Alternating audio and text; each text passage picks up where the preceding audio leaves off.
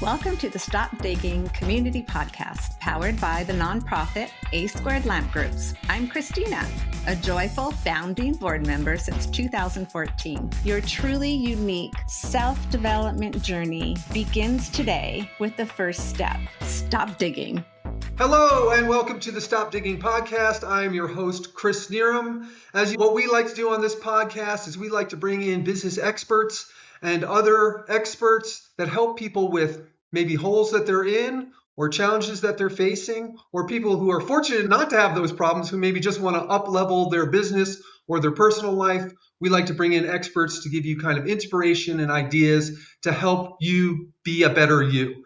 And in that vein, we brought on a business expert today, Rob Young, who has written a book, and he's going to tell us a little bit about what he does. Welcome to the podcast, Rob. Thanks, Chris. Good to be here. By the way, I don't know that I've met many of the people who aren't in the hole where everything is going well. So, yeah.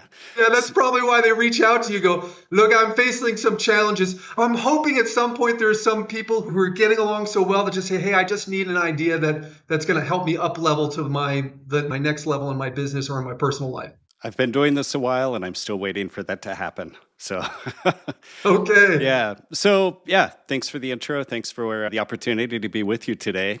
So I had a career in business and spent about 20 years in the corporate world. Got burned out on that, and through a series of events, I ended up coaching and working with small business owners. And so that's what I do. I like to tell people that I accidentally wrote a book. And so in 2025, that's what I did, accidentally wrote a book. But it's been a long journey. I think that whether you believe in God or the universe, whatever, something has a funny sense of humor, because I never expected to have a business career. I looked down on the business majors when I was in college. I was a philosophy major, of all crazy things. And I thought, we're going to be the ones to change the world, living in the realm of ideas. And all of you who are majoring in business, this is just high-priced vocational school for you. So through a series of events, here I am. Never expected to be here.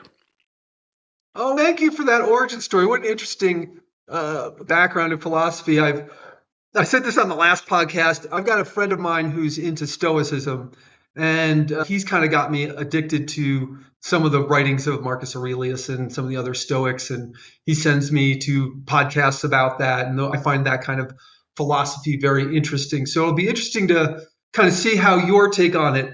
So you said it assumes I remember very any rarely. of it. Wait, what's that? That assumes I remember any of it. I'm sure it's in there somewhere. If you spend that much time studying it, it's like my degree in engineering. I'm a civil engineer and I've been in medical device for 20 years. So it's not like I've forgotten it, but it might take a little while to re-engage some of those synapses. Sure. I get it.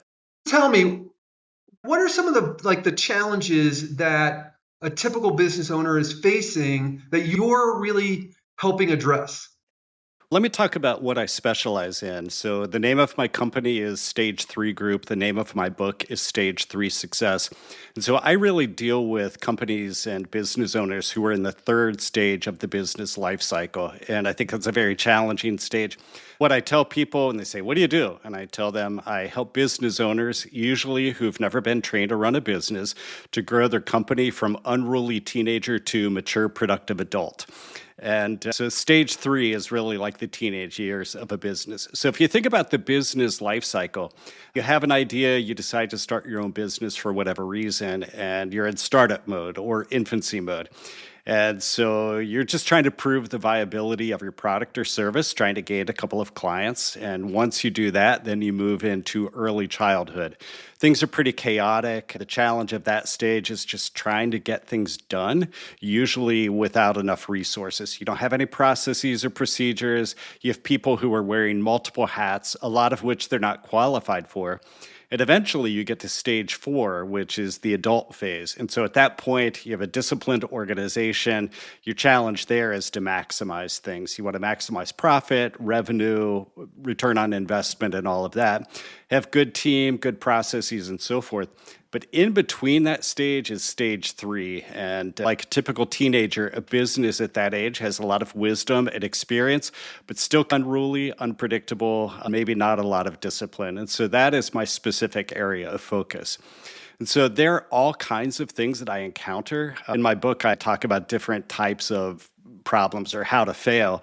And I break them down into financial mistakes and people mistakes. But the number one thing I've seen with companies when they get into trouble, owners are so nice, they struggle firing people that need to be fired. Usually when they start a company, they don't have a lot of money. And so they talk to friends and family about their vision. And someone may hate their job. I'd like to join you. And it may work well for a while, but eventually it doesn't. So people who hire friends and family and then can't fire them when they need to, that's a real challenge. Yeah, I could see that being a difficulty for some people. I was working at a company that was a large company, but it was experiencing that growing pains that you were talking about. It was a little slightly different. They were trying to get to like over $100 million in revenue, but they couldn't seem to crack that ceiling. And I think a lot of it came down to maybe not friends and family, but their systems not being in place. Sure. And I remember them being maybe a little bit on the other side, which was they had a tendency to blame and then fire way too many people. So it was the opposite end of the spectrum of what you're talking about. I don't like what they're saying. And they just dissolved an entire department while I was there. So it's really fascinating what you're talking about. The systems and the other processes piece. The family businesses, I know sometimes they struggle with that for sure. Sure. Yeah. If you think about it, most people who own a business have never been trained around a business. My wife is an architect, one of the smartest people I've ever met. She has her own firm, but she's never been trained around a business. So I organize companies where I say that any business, whether it's a single person startup or a Fortune 100 company, they have 3 components. So you have the product making component, that is producing the product or the service that you sell. You have customer getting, so that's sales and everything upstream of sales with marketing and so forth. And then the final component is navigating, and that's running the business. And depending on the size and complexity of the business, navigating can just be overwhelming. And yeah, processes and procedures are certainly a big part of that. And like I said, so most business owners have never been trained to run a business. Most of them don't like the navigating component.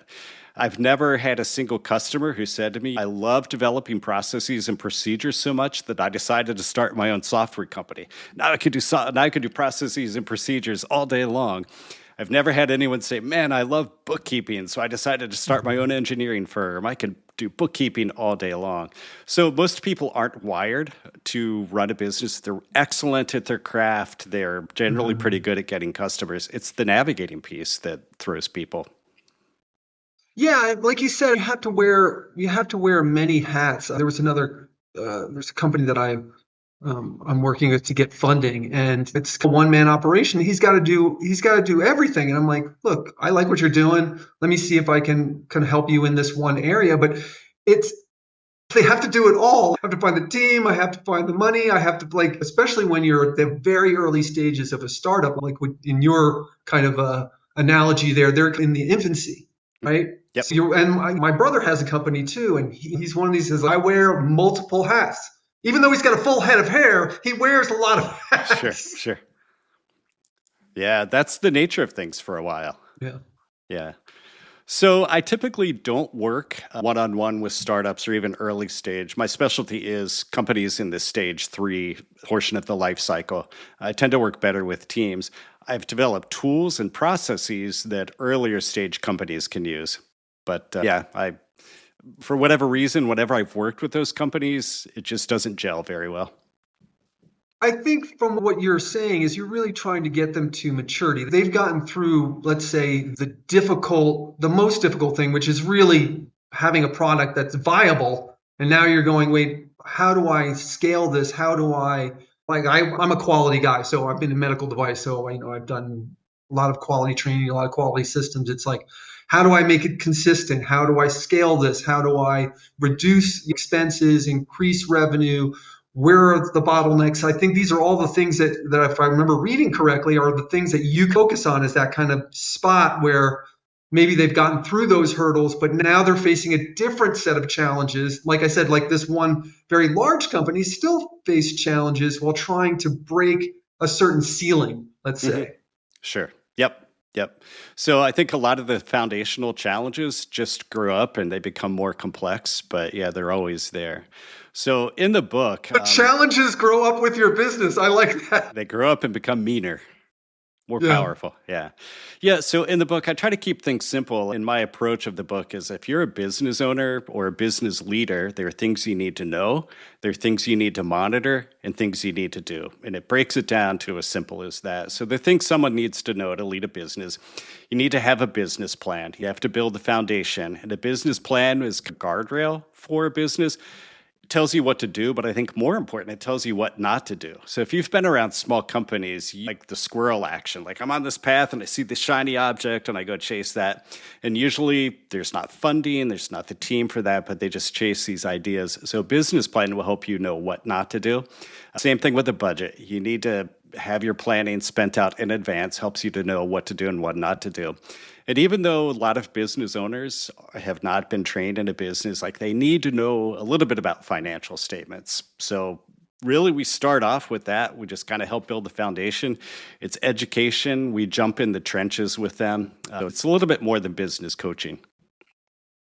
Yeah, it's funny. Like, when you talk about a business plan, I'll equate it to my experience in large corporations. Is I think of it as a project, right? And we call it scope creep, right? So, Yep. Yeah. like you say, you might in business call it the shiny object, right? Like, oh, wow, we're doing this, but wow, what if we did that? I'm like, the business plan's supposed to keep us on these rails, right? Right. And I think of and you're talking like if from my perspective, I always think of it, it's scope, schedule, and budget, right? It's the holy trinity of project management. What's the scope? What's the schedule? What's the budget? And hey, we don't have the budget, then the schedule is going to be impacted, or what we're delivering is going to be impacted. So it sounds like your pillars are very much in line with kind of the languaging I'm used to. And just so you know, for why I like bringing on different people is the way I talk will resonate with some people, and the way you talk might resonate much better with people. And that's why I like hearing kind of different perspectives on maybe what we call universal truths, but I think maybe you've got that little special sauce for this particular niche. Yeah, maybe. I've worked with them a lot. Although it's funny because, like you said, sometimes you could say the same thing, but if it comes out from a different voice, it may resonate better with someone. So I have a client, he's a custom home builder, super high end, one of the smartest people I ever met.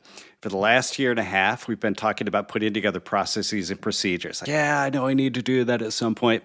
He was talking with his electrician last week, and his electrician said, hey, it's hard to work for you because blah, blah, blah. You really need to document your processes and procedures and have everyone use them. And he said, it just took my electrician to tell me what you've been telling me for the last year and a half. So Essentially, that's what this is for. Is if you hear these things repeated, and we may say it, and I call it planting a seed. You plant a seed with somebody, and then they go, someone like your electrician says something, or someone else says, and you go, oh, I get this now. And I think that's what we're here to do, is really help other people and obviously learn a little bit more about what you do. So you had one challenge, which is knowing, let's say, hiring and firing the right people. Right. Right. Which business owners, like you said, are not, who started their own business, never maybe took a class in it. They just had an interest in it. So they may not have those kind of skills. And I assume you are helping them develop it, particularly at this stage where they're, hey, I know there's challenges and maybe I'm aware of them, but I'm not aware of necessarily how to fix them just yet. That's exactly it. Yeah. So anytime I engage with someone, and it's on my website, people can take a free assessment, 50 questions, about 10 minutes, and it will spit out a score in 10 significant areas of business. So we start with that. Most of the time they can know intuitively where they're struggling, but to see it graphed out is kind of eye-opener. And so then we say, all right, this is reality. What do you want reality to be? How do you get there? And that's what we do. We build the path, and I just walk along with them on their journey. And I like the idea of an assessment because it's sometimes it just, I think to your point, it kind of gels ideas to you. Like you said, I've got this unease or this, like, I know something's not right. I think it might be this. And then if you go through some kind of assessment, you go, look, and if you look at this, it's your finances or it's your people or it's your processes. Sometimes just having having to answer questions will make people go, oh, I've had to think about this now, right? And they're doing it. There's certain assessments I look as if they're all great conversation starters. Sure. And then you can dive into some of the details, which sounds like what you do. Correct. Yeah. Yeah. And it's funny, Chris, because honestly, half of the time it ends up like a therapy session. And I know this isn't strictly a hardcore business podcast. So business is the realm I work in, but most of the time we start off and it's therapy. And people feel a lot of shame. They're excellent at their craft, but they're struggling with their business and they're taking home a lot of stress and it affects their relationship with the spouse and the kids and so forth. And there's shame. Some people don't feel as if they're worthy of success. So I guess I'm a fairly approachable guy. People tend to open up to me for better or worse. So there's a lot of the human element that we work through as well. I have a general philosophy or thought. And that is, so the leader goes, so the team goes. And if the leader is struggling, then the team is going to be struggling. So if you address those kind of issues, maybe with success or guilt or whatever, like being able to get those kind of things in alignment and reminding them like, hey, why did you get into this business? What are you passionate about? What drove you to start it? Which is one of the reasons why I always like starting with people's origin stories, because I think it's important for people to remember to go back to those moments and go, oh, this is why I'm doing that. Sure. Yeah, absolutely. And I think I'd have a different philosophy of being a business owner than a lot of people do. There are a lot of books out there that say, hey, if you're a business owner, you need to change your mindset and you're a CEO. That part I agree with. You need to transform. I'm not an architect. I'm the CEO of a boutique architecture firm, or I'm not a builder. I'm the CEO of a building company. That's fine.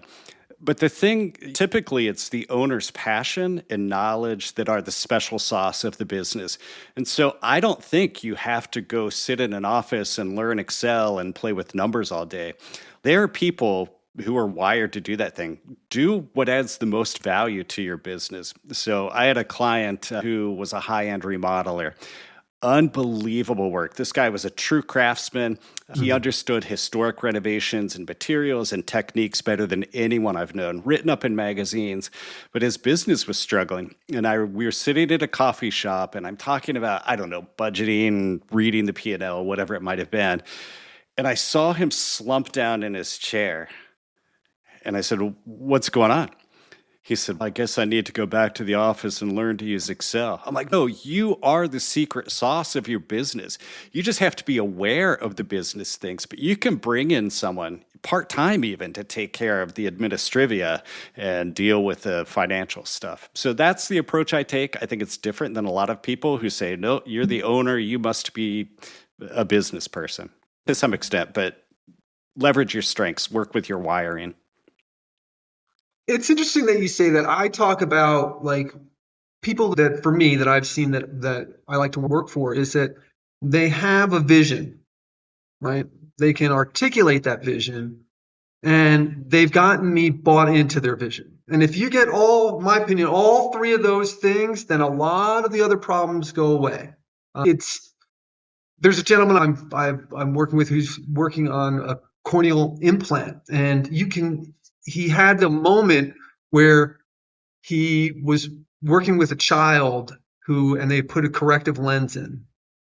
And she said, the trees have leaves. Like up until that point, trees were just a blur. And so it drives him to do that. And I told him, look, what is driving you is going to drive other people, and people will buy into your vision, and if they'll buy into you, and then if they buy into what the company is doing, then you are going to have people that are going to work hard for you. And now it's just a question of figuring out the details on how to get it to work well. Yeah, agree with that. That can also be a challenge because if you have the vision and you can articulate it and you have a passion and you got people in your wake wanting to follow that, they just have to be the right people. So, not your lazy brother in law. You make sure they're the people who can really take you to where you want to go. Which kind of loops back to your first one. Oh, yeah, this is great. But you still have to find those people that are going to be competent. And I think that loops back to your first challenge is like, yeah, I'm on board, but I don't want to work that hard. Hey, we're buddies. You want people to be like, yeah, I like it. I'd like to ride on these coattails. Exactly. I don't necessarily want to do that. Yep. And I suppose that is, you really think about like small business. I think of like restaurateurs who have a lot of family involved in it. And it's interesting when they buy in. There's a great Mexican restaurant here. I'll plug them, Jarrito Loco, that we go to. And it's a family business, but their whole family's kind of bought into this idea of our customers come first. And I don't know if I've seen any of them being like the slackers, or they're just not there. The slackers are not customer facing, but they are a great family run business. Yeah, no, it's important. And the challenging thing is someone has to be the person in charge. And you can be kind about it and have good relationships, but someone has to be the person in charge that everyone follows. And I've seen that situation not work out so well because of the relationships that were in place before the business started or the person joined the business. I think there's an important point here. It's like you may have the vision and the passion, but the leadership position may not be a skill set that you have. Like you might have a technical background, but the C-level piece to it. Like this one gentleman I'm working with, he's like brilliant guy, but he's having trouble getting the financing. It's not his personal comfort zone, right? And so I said, look, let people help you. For me, I'm like, let me help you because I'm basically a nerd with a big mouth and I'm not afraid of rejection. So it's all good. I'm like, I don't mind if people go, no, I'm not interested. So I said, let me see if I can help you in that regard. So yeah, I think there is that other component to it that's very important. And especially for somebody who's passionate and maybe potentially has friends or family involved going, look, it's not working. And that may be looping back to your kind of therapy session on like, how do I deal with this? And then you kind of have to be, hey, I'm your brother, but I'm also running this business and it's just not working. I love you. I wish you the very best, but this is not the right place for you. Yeah, the relationship has to change, and the sooner the better. Like ideally that happens before someone joins the company, but at some point, you're right, those difficult discussions often have to happen. One of the things I've done unintentionally, because I'm not just a coach, like, here's what you need to do. Like I get in the trenches with people and make stuff happen. I have sat with an owner firing a relative or friend more times than I can tell you. And they just need someone there to support them doing that. Not one of the more fun things I do, but probably one of the more necessary things I do. Give me your firing me face. My firing face? You're sitting there with the owner. Like, no, we rehearse it because it has to be compassionate. Ideally, you're saving the relationship. And I don't care if it's someone you never met before. Like, there's still dignity tied to that. And we're always cognizant of the difficulty it's creating for the person in terms of ego. And they have to go home and tell their families and their financial challenges.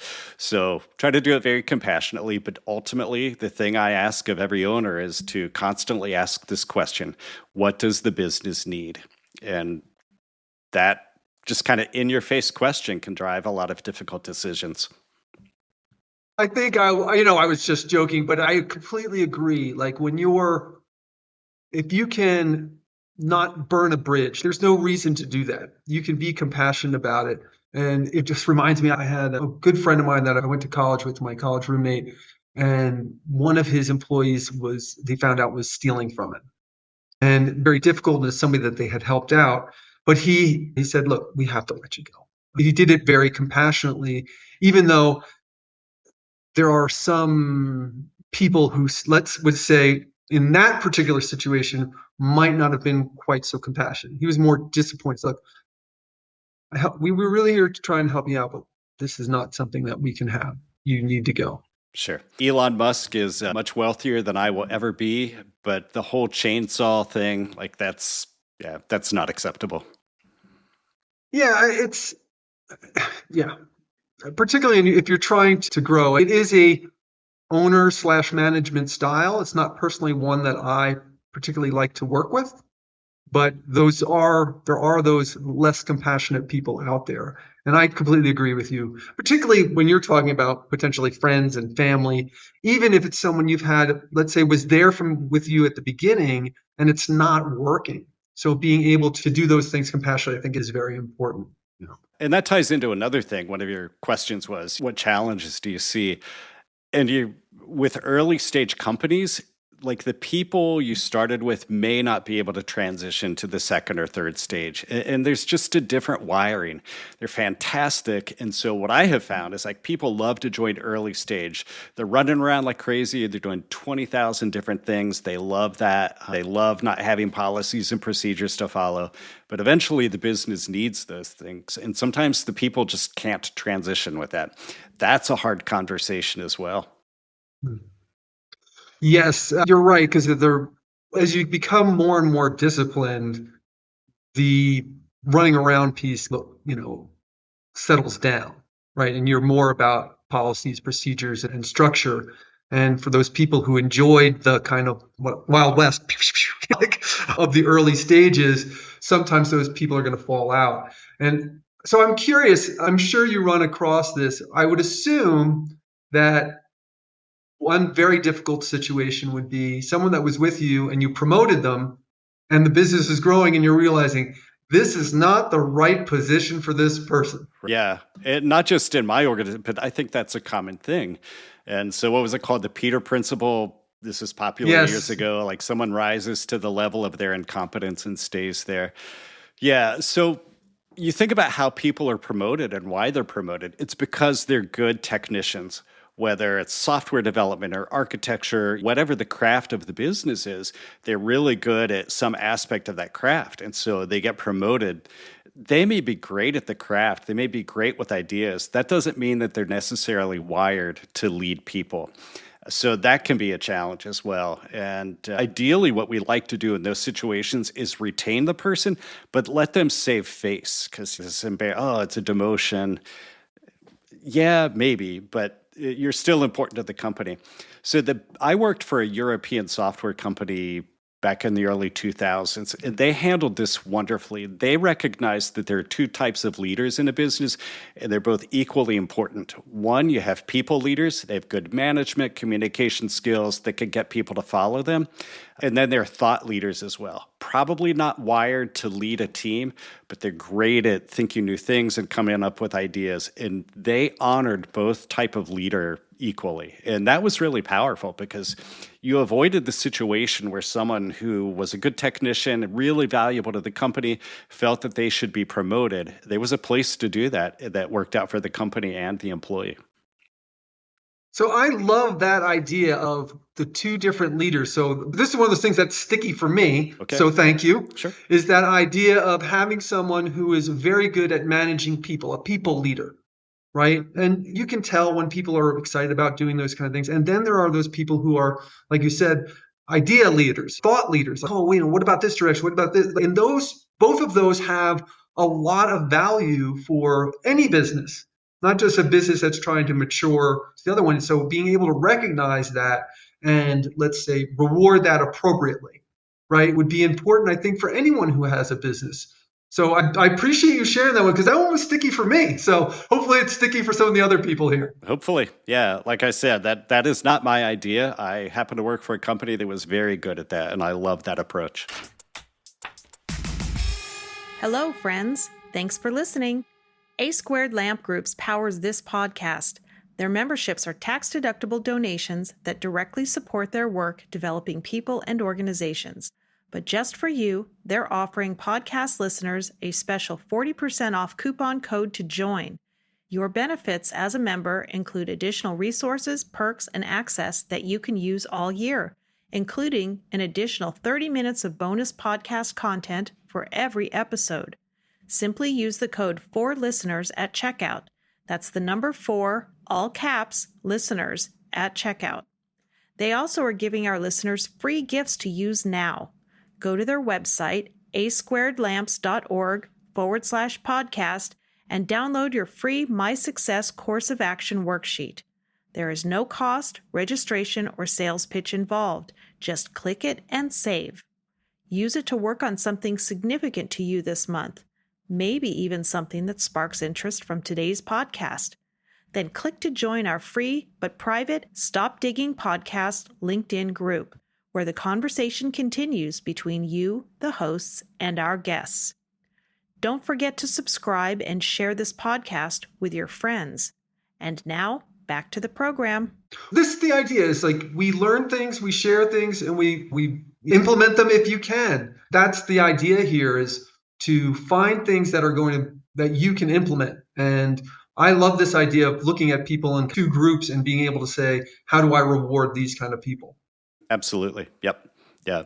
And when I was leading companies, I always believed that you had key performance indicators. And so every year as a leadership team, we'd get together, we'd go through the budget for the following year. And that was the starting point. But every person in the organization, from the C-level down to the person who was pushing a broom on the shop floor, everyone had key performance indicators and variable compensation, and it helped people understand what was expected of them, what success looked like, and that's how we did it. So that was another component of it as well. Yeah, I think it's important for everyone to feel like valued. And I have this one thing that I've always done is that wherever I've worked, I greet everyone I believe deserves a smile, whether it's someone who's working and the janitorial staff, or it's the CEO. Everybody deserves a smile. Everybody deserves a certain level of respect. And I try to apply that universally. And I think those are important pieces. And I'm just kind of curious. So what do you do if, let's say, the person that you're working with, you have to have a hard conversation with them about, let's say, their approach to people leadership? I think part of it is questioning myself. Did I set the right parameters? Did I set the right expectations? Have I equipped this person to be successful? Maybe they shouldn't have been put in a role where they were doing what they were doing. And what responsibility do I have for that? So we would explore that. But a lot of it is just dialogue. Listening is just important, and there are probably factors that I don't know. And whenever I moved into a new role, I'd call the team together and said, look, my biggest fear is that there's going to be something right here, and I can't see it. And I need you to tell me that it's there. We will treat each other with compassion and dignity. I will never call out anyone publicly, likewise. But if you think I'm making a mistake, I need to know because I don't see anything. So I think part of it is just setting that as a cultural expectation within the organization. We're going to be wrong. If you expect me to be perfect, if you expect every decision I make to be right, you're going to be disappointed. So let's just address that now. Just so you know, I think I got goosebumps because I think the same kind of thing. It's like, if you're expecting perfection, you're going to be disappointed. If you're expecting me, though, to follow the procedure as it's written, that's reasonable. Yeah. Right. Yeah. Go ahead. If I've been responsible enough to give it to you in a way that you can understand and so forth. I think, so I do not have a pedigree to be an executive. I just don't. Degree in philosophy, have a really weird academic background, and just stumbled into a business career. Come from a blue-collar family. My father never went beyond the 8th grade. He was a school bus mechanic, but one of the smartest people I've ever met. And probably one of the most formative lessons I had in business came from sitting around the dinner table when I was in junior high. And my dad, again, really smart guy, not a lot of formal education, working as a mechanic for a school district, would talk about one of the senior people at the school coming down and just barking out orders. This guy had no idea how to do anything these mechanics were doing, didn't honor them, and just said, we have ideas. And he would talk about his ideas of how they could improve things, and no one would listen. And so that really resonated with me. For whatever reason, that just stuck with me. And so that's part of my philosophy. I'm probably not the smartest guy in the room, and there's certainly things that people who are in the trenches know a lot better than I do, and I would be wise to listen to them. So this is one of these things that I hope people will hear. So I'm going to reiterate this. And that is, my belief in what you just said, is that good ideas can come from anywhere. And if you have built that culture of, let's say, respect, and say, hey, look, do you have feedback that you can give me? I'm open to feedback. right? And let me be able to give you feedback. And if that's built upon that layer of trust, then those things can happen. And if there isn't that necessarily that layer of trust, then you're not going to get either good feedback or feedback at all. And I've seen that many times with, I like to say it's like a management style that's a little overbearing, like the one that you described, coming in here and barking out orders. And I think, to your point, and I just want to put it, is it's much better if you ask questions. And if you go, so what are you guys doing? So if we were to role play this example with your father and the guy coming in barking orders, hello, gentlemen, I am the principal or the director of the school district. So can you guys tell me, what are your big challenges? What do you guys face? Yep. And I said, okay, now, this is not my area of expertise. Do you have potential solutions for these challenges that you're facing? Oh, okay. I don't quite understand it. Maybe we can set up a meeting and talk about it. So if you look at that kind of scenario, one, barking orders, which the person's looking at it and going, you don't know my space. What are you barking orders at me for? And the natural human being is going to respond that way. Huh? So if you come in with like curiosity or questions, which I think maybe your background in philosophy allows you to, okay, let's look at these things, which I think is a really interesting kind of, let's say, accent to what you do.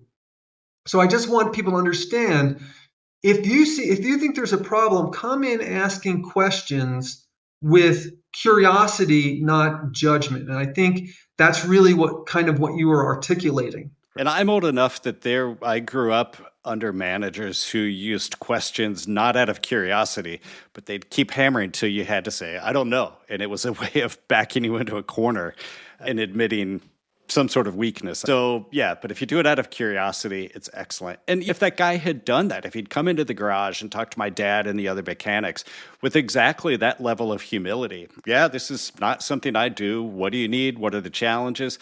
He would have had fans for life. They would have been so much more productive and dedicated. So don't do it for the right reasons, because you just want to be a decent human being and make the organization more productive. But I think there's a lot of upside for doing that. So, yeah. And I think... huge upside. I tell a story all the time. I had a boss that came in and he would ask us really tough questions. And I was like, okay, but it was not mean. It was like, have you thought about this? Have you thought about this? Have you thought about this? And they made you think and say, yeah, we have us covered. And I remember, and I've shared this story before. It's just, I remember going back to him. I'm like, Max, why we don't really see you coming around anymore? And our meetings have tapered off a little bit. Is there something going on? And he goes, no. He just goes, I know you guys know what you're doing because I asked you a bunch of tough questions. And I told you, if you need help, my expectation is you're going to come to me and say, hey, we're facing a challenge, and then I can help you out. Sure. But if not, I'm going to let you do what you're good at. And that is a general philosophy I have taken from that moment on. And how did that make you feel when you had that conversation with him? Oh, I'm like, I will do whatever this guy wants me to do. Yeah. Yeah, absolutely. You need some help, I'm on your team. Yeah. I believe that in a conversation, and this not to be self-seeking or self-serving, but the person asking the questions has the power in a conversation. And if that guy really wanted power, rather than barking orders, he should have asked the questions and digested all of that. And I feel the same way. It's not just internally, but with your customers as well. I never claimed to be the smartest guy in the room. If I had any success, it was because I was curious and asked questions. And my customers told me how my business, what it needed to do to be successful. If we sat around a boardroom and pontificated and thought we had all the ideas, we would just screw ourselves. Getting out there, talking to customers gave us so many great ideas. We saw needs that were very clear to the customers that we were blind to. And I can't tell you how many shifts we made in customer service, in product, and delivery, all of these things that our customers were gracious enough to share with us. But we had to have the culture to do that, and we had to have the mechanisms to do that deliberately. All right, I want to just reiterate that one. Talking to your people, talking to your customers, being open to feedback, taking feedback well, these are all opportunities not only to improve your relationships with your coworkers, but also with your customers. And if you do this from, say, a genuine curiosity or wanting to do better, you are going to get great feedback. Yep, absolutely. And sometimes it's hard feedback. And the best approach I learned for that was not in business. Again, it was outside of business. I had a friend, very smart, gracious guy. And he was, I don't even remember what he was doing, but something that kind of ticked off his wife and their teenage son. And they sat him down and they shared this information with him.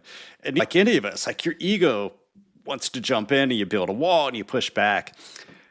And he said, this is really difficult to hear. I'm going to need some time to process it, and then we'll come talk about it. And so the same thing, like that has been such a good approach for me, whether in relationships or business. Wow, this is hard for me to hear. I want to honor you. I'm feeling some things. Could I go deal with that and then get back to you? And the response has been amazing. Yeah, it's definitely something that I like to call scalable. It'll help in your personal life. It'll help in your business relationship, your customer relationship, whatever that piece is. And I think I'm definitely not immune to it. I remember getting feedback and getting upset. And then I'm going, okay, I need 5 minutes. Because what I like to say is when I'm in emotion, the logical part of my brain is no longer functioning. Absolutely. Yeah. It's just you could put together the most cogent argument with perfect premises and all these guys, and I am not going to be able to hear it because I'm in emotion. And I think the other part to that would also be is understanding that maybe the other person is in emotion and being able to be, let's say, better. Saying, I'm going to understand that they're in emotion, let them process it, and not take this emotion personally and just say, hey, maybe we need 5 minutes, which is something that we've done with the kids when things get, let's say, challenging. Just like, I think we need 5 minutes. Let's loop back. You've had and just let that emotion run through, right? Yeah. You've had challenges raising kids? I can't believe Teenagers, never. Yeah. No, not at all. Yeah. I'm also delusional. So I raised 2 daughters, and I didn't deserve them. They were so good. But I had 4 teenage foster sons a long time ago, and that could be a zoo at times. Yeah. Oh, I would imagine. Because now you haven't. My brother has a joke that he says all the time. He says, your parents know how to push your buttons because they installed the system. Now, with the foster children, somebody else has installed the system, so you never know what buttons you're pushing when you're doing that. Good for you. I'm actually adopted. So, yeah. Well, but cool. My parents, they got me early, so they were the ones who installed the system. Okay, good. Maybe not the hardware, but the operating system, huh? Yeah, I didn't get the hardware. I got the software. My younger brother is both is their biological son, and I used to tell him, you got both nature and nurture. I only got the nurture piece. Yeah. So I used to joke when my dad he'd go out and we had a push mower because we had a really tiny lawn, and he would go out in shorts, brown shoes, and black socks and like a plaid shirt and be mowing. And I just looked at my brother and I go, nature, nurture. Did he do that deliberately to embarrass you? No, I just don't think my dad cared. Good for him.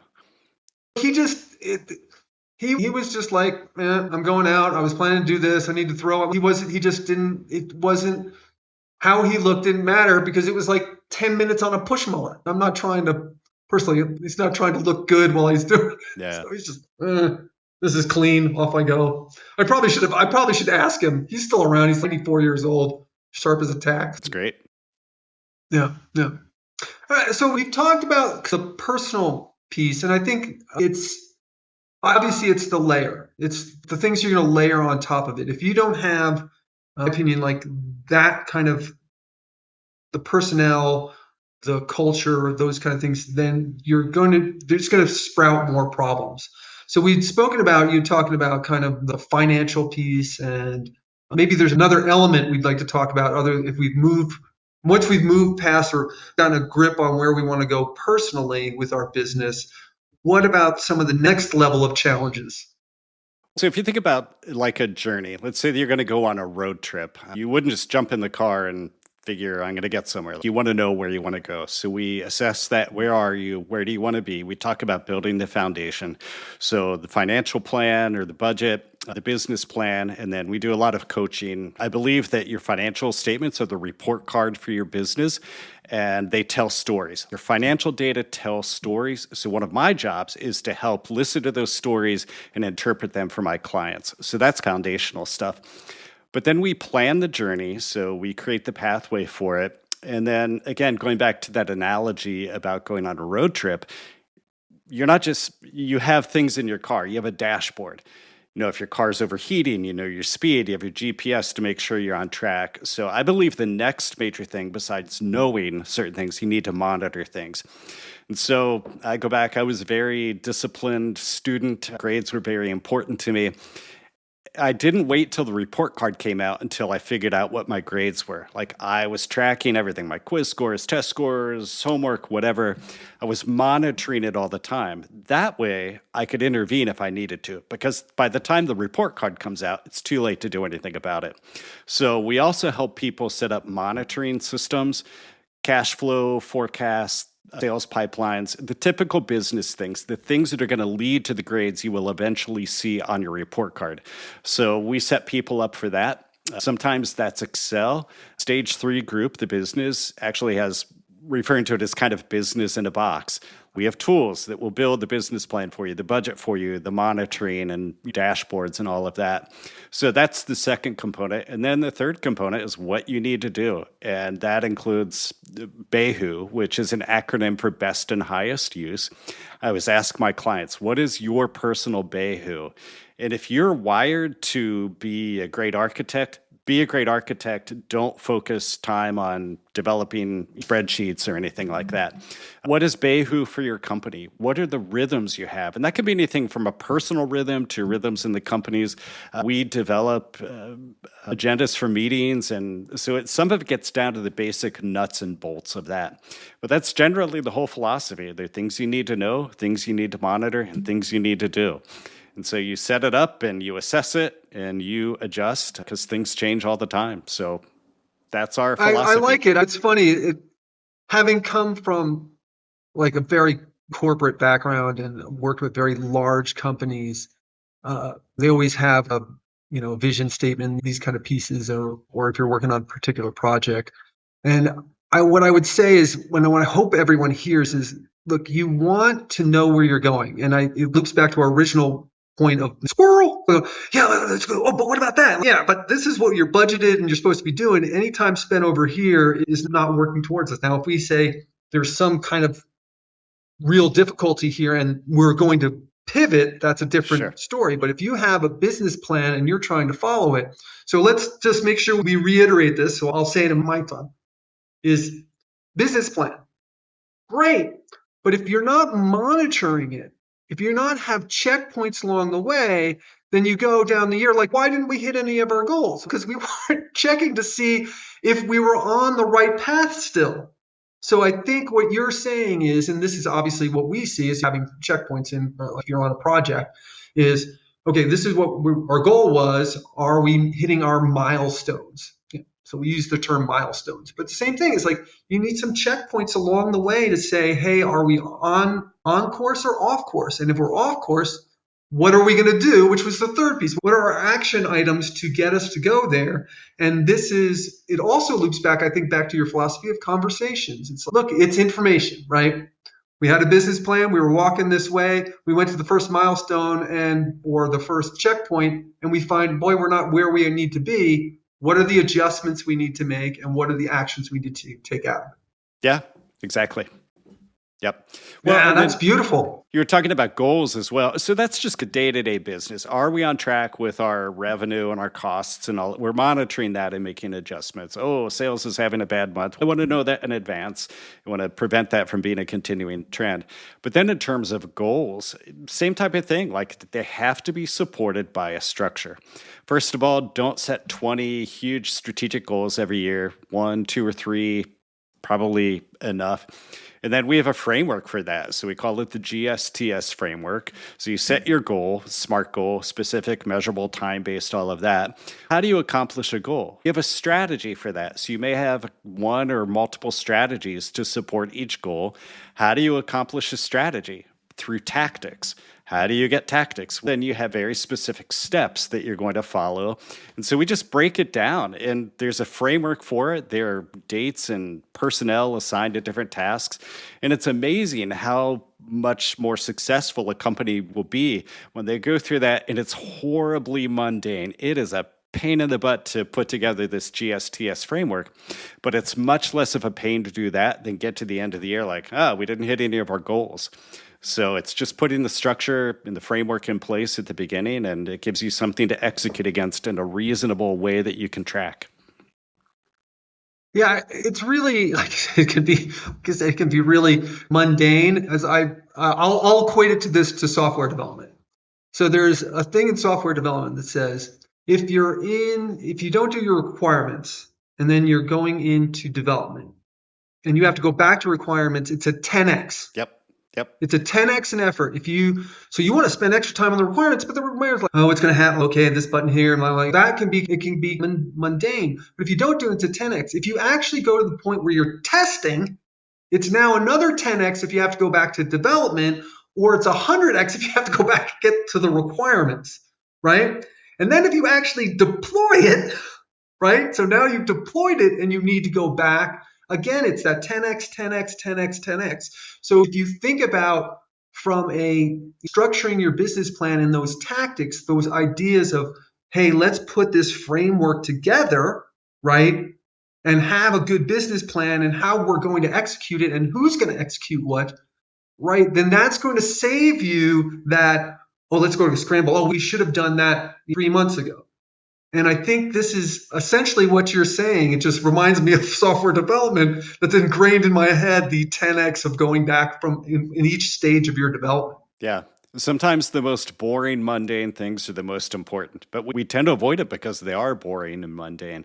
So the bank I use here in Columbus, and I know they're in other cities, I think they're out of Pittsburgh, but PNC, their tagline that I see on their emails and in the lobby is something like, delightfully boring since whatever. That's what you want from your bank, right? You want it to be boring. I want it to be steady. I want it to do what it's supposed to do. I think exciting in banking is probably a bad thing. Yeah. So same thing in business. It reminds me when people go, how was your flight? I go, uneventful. Yes. I want my flight to be uneventful. I've done a free fall in a plane before. I don't ever want to do it again. So if we equate that to your business, though, if you think about this, or even in your personal life, like having a plan and saying, this is what we're going to do. And I think looping back on all these ideas is being open to feedback, being gracious when you're getting feedback. And I think maybe just grace in general, if you're someone you have to let go of, perfectionism, not expecting people to be perfect. If you look at all these kind of ideas, how they build on one another, I can see why this would help business owners. Because a lot of times I would say you have blinders on. And there's always one example I use is I was working at a company that made heart valves, and they used to ring a bell every time a heart valve went into a patient. And they would always talk about the specifics of the device, like the kind of the volume of blood flow. So the size of the orifice was a big one. They say, our orifice area is this. And I'm like, and I remember just sitting there and I'm waiting and people are going to ask, if anybody's got questions, I go, yeah, what does it mean for a patient when their blood pressure goes from over 30 to 20 over 80? What does that mean to the patient? And I think we have to remember those pieces of why we're doing things and asking questions that maybe remind us of why we're doing what we're doing. Sure. Right? Yep. Absolutely. Absolutely. Yeah. All right. Well, again, this has been a very easy conversation, at least for me. Do me a favor, will you please, Rob, and tell people how they can get in touch with you. And we'll put all the links. When we put the podcast out, we'll put all those links out. But if they want to reach out to you via LinkedIn or via your website, if you please tell them about that now so they can follow up with you if they want to? Sure. LinkedIn, always welcome to do that. Just Rob Young with Stage 3 Group. Email is good. So it's just ryoung@stage3group.com. Word stage, number 3 group, all together there. But then if anyone's interested in taking that assessment I mentioned, it is just go to bizhealthassessment.com. So BIZ healthassessment.com. It's free. And in 10 minutes, you'll get a report that will spit out some things that will hopefully help you understand your business and where you're struggling and some things you might be able to do to improve that. Oh, fantastic. Like I said, I always like the assessments. Well, we've reached the end of our hour here. Rob, I really enjoyed talking with you. I like It was fun. Your origin story and maybe a little bit weird of a background in philosophy. You don't know this, but I have a degree in engineering, quit to become a stand-up comic, which is why I say I'm a nerd with a big mouth. So I was a stand-up comic and sketch comedy. I did sketch comedy in New York for almost 7 years before I'm like, I wasn't enjoying being the starving comic. So I decided to go into the very lucrative field of primary school education. That was sarcasm, but I loved it. And then I ended up in corporate as a corporate trainer and a project manager. And I just was fascinated with what makes people successful, what made some teams successful, what didn't make teams successful. And that's why I really enjoy these conversations with leaders like yourself. Again, for you people who are interested, we are, by the way, a community-sponsored podcast. Ours is the A²Lamps group. If you're interested to learn more about it, obviously follow the links in our description.